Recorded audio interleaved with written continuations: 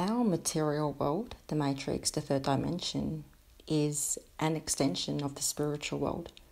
It is within our own free will and our choices which can accelerate or delay the awakening process, depending on whether we choose love or fear.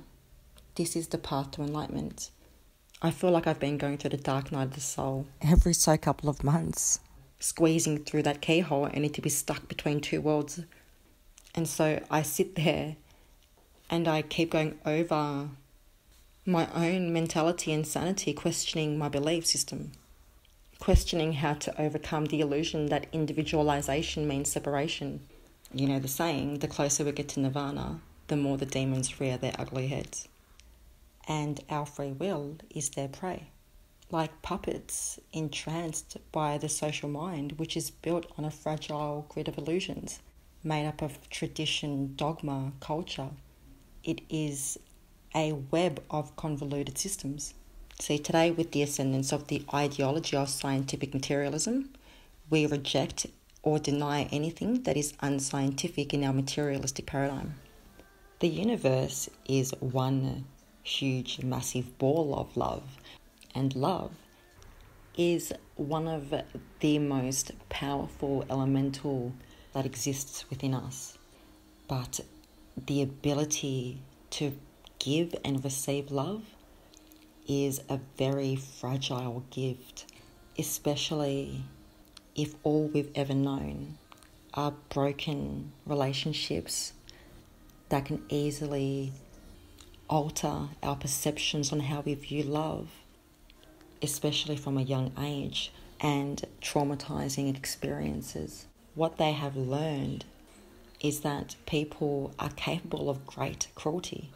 And so to avoid experiencing that kind of cruelty again, our mind has already imprinted the belief that everybody is dangerous. And so what manifests is the emotions of mistrust, vulnerability, and shying away from emotional contact. And this is where the law of attraction is hiding behind the curtains here. Learning how to be loved is a vital part of healing, is to interact with those who do express kindness, care, and selflessness that exists in another being that we ourselves had never received. Your choice of who you want to be is also as constant as your choice of who you want to be with. And I believe that it is in this concept where a lot of us get stuck. We've all made mistakes in love, and it is the painful love that is the worst kind of heartbreak, because it is that one in which we had such high hopes for, the one we gambled everything for, only to find out that this was a bet that we couldn't win. And these are the ones with the endings that were too painful for us to want to permanently claim and accept as part of our history. We do need to know our own darkness in order for us to embrace our light. We also need to be broken in order to find out how we want to put ourselves back together. When we have broken apart who we thought we should be and learned the blessing that came from that pain, we become a completely different person from the person that we were, and embracing who we are. And so if we can see that our mistake was meant to end in the way that it did, by the laws of the universe, it will deliver what we want when we have gained the ability to believe that we do deserve it. We will look for the peace instead of the intensity of the storm. The love that comes into your life. Slowly we realize that it's not always who that someone is, but rather what type of person they bring out in us. When you allow yourself to gaze past the superficial and the physical, slowly we realize the newfound depths of a connection, and actually seeing how they had transformed you by you seeing the changes within you that had shaped you to become the best possible version of you.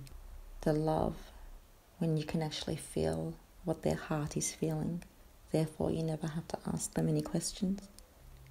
When their happiness is something that makes you happy, a love that has absolutely no words to express the feeling of what remains after everything else has faded away, or the feelings that you can't express that is felt within your heart, because your heart is the one place where you cannot hide from.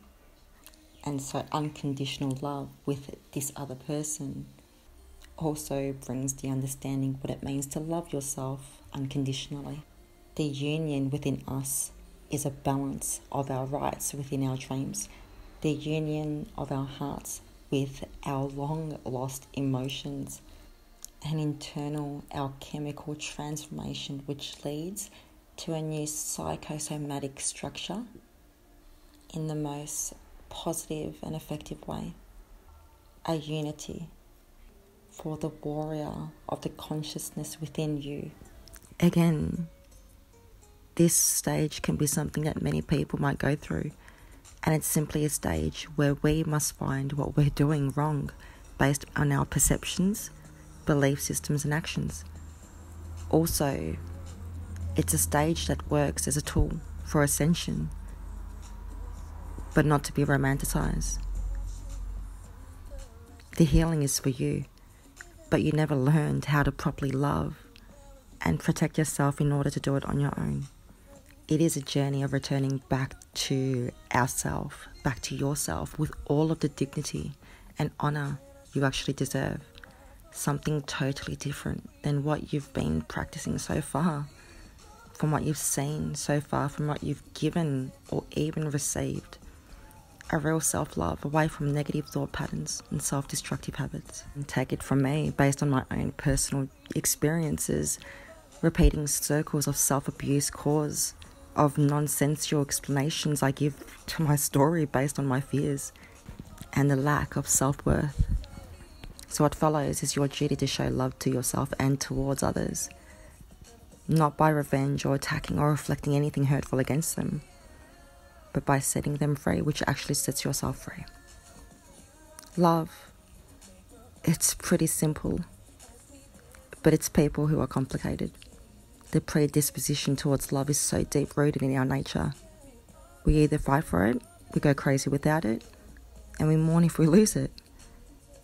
If we do feel incapable of love, we need to try to find the root cause and start from there.